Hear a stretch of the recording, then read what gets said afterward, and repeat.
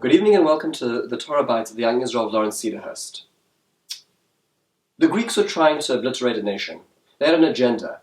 They wanted to enculturate these Israelites, these Judeans, to the point that they would be a Hellenized part of their empire.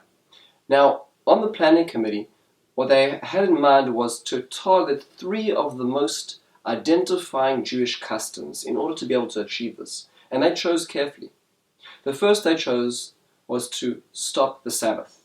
Number 2 was to stop the circumcision. And finally, the last of the triad would be stopping sanctifying the new moon.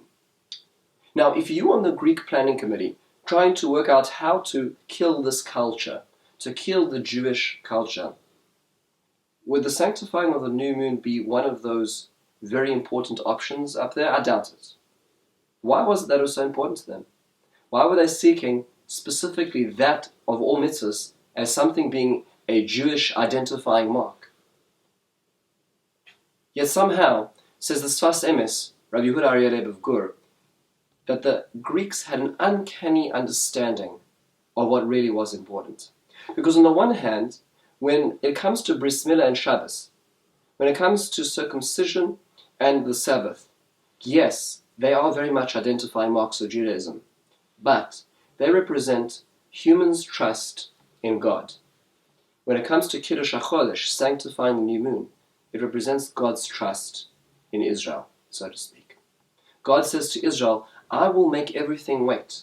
I will make the spiritual auras that are going to come into being on the holy days of the year wait for your word when you decide when the new month is, and hence all the holy days in that month.